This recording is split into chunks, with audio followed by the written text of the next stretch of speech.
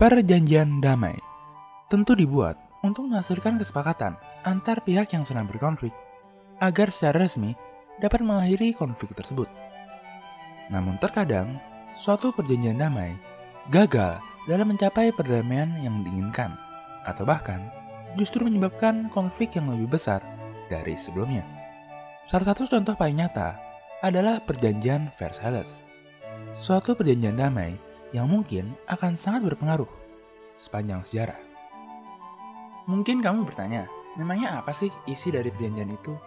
Dan mengapa pada akhirnya perjanjian damai ini justru menyebabkan perang yang lebih besar dibandingkan perang sebelumnya? Salah satu cara untuk memahami perjanjian Versailles mungkin terletak dalam artikel 231 yang menyatakan Jerman bertanggung jawab atas perbuatannya dan sekutunya yang mengakibatkan segala kerusakan selama perang. Berdasarkan pasal tersebut, Jerman dinyatakan sebagai pihak yang bersalah dan oleh karenanya harus membayar ganti rugi perang kepada sekutu. Untuk mempermudah pembahasan, kami merangkum isi dari Perjanjian Versailles dalam 3 kategori. Kategori militer. Yang pertama, General Staff. Staf Jenderal adalah kumpulan dari perwira Jerman yang bertanggung jawab dalam menyusun berbagai rencana dan strategi perang untuk militer Kekaisaran Jerman. Organisasi ini harus segera dibubarkan karena dipercaya dapat memicu terjadinya perang.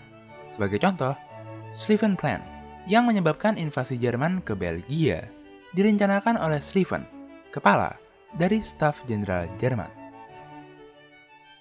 Yang kedua, industri militer.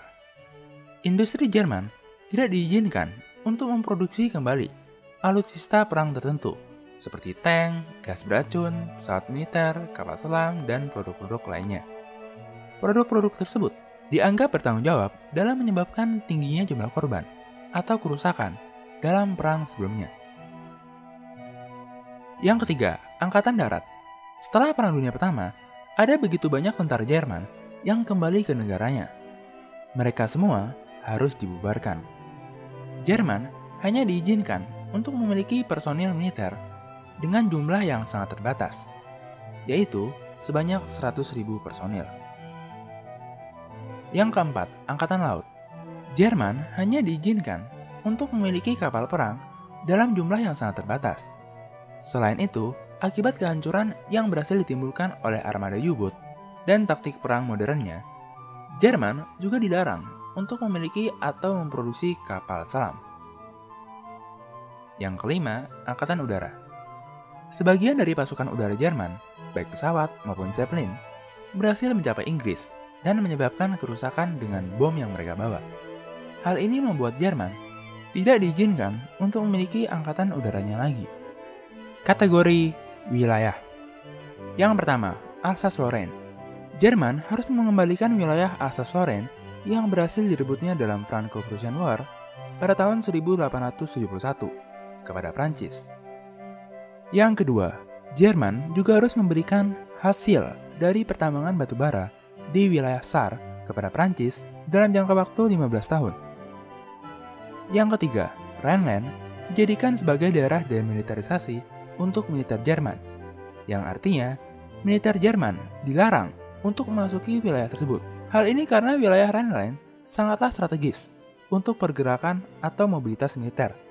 Pasukan yang menempati wilayah tersebut akan sangat mudah dalam melancarkan serangan, baik ke Belanda, Belgia, dan tentu saja Perancis.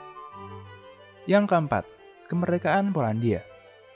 Jerman harus mengakui kemerdekaan dari Polandia dan memberikannya akses ke laut. Hal ini membuat wilayah Jerman terbelah menjadi dua bagian, yaitu antara Jerman dan Prusia Timur. Wilayah ini dikenal sebagai Polish Corridor. Yang kelima, baik Belgia maupun Denmark sama-sama mendapat wilayah tambahan dari Jerman, di mana Belgia mendapat wilayah ini dan Denmark mendapat wilayah ini. Secara keseluruhan, wilayah Jerman di Eropa akan berkurang sekitar 10 hingga 13%. Selain itu, Jerman juga kehilangan seluruh wilayah jajahannya, baik di Afrika maupun di Asia, kepada Inggris dan persemakmurnya, Prancis, Jepang, dan sebagainya. Kategori politik dan ekonomi. Yang pertama, karena dianggap sebagai antagonis utama dalam Perang Dunia Pertama, Jerman tidak diizinkan untuk bergabung dengan Liga Bangsa-Bangsa. Dengan ditolaknya di LBB, suara dan pengaruh Jerman di kalangan internasional menjadi sangat terbatas. Yang kedua, Jerman diwajibkan untuk membayar ganti rugi perang dalam jumlah yang sangat besar, yaitu 132 miliar mark kepada sekutu sebagai ganti rugi atas segala kerusakan yang diakibatkannya selama Perang Dunia Pertama.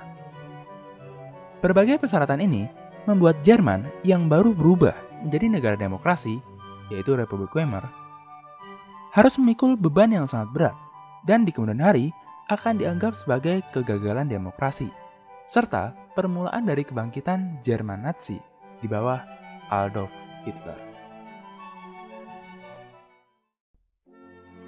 Hai, bantu kami dalam memproduksi lebih banyak konten sejarah dengan mengklik tombol subscribe.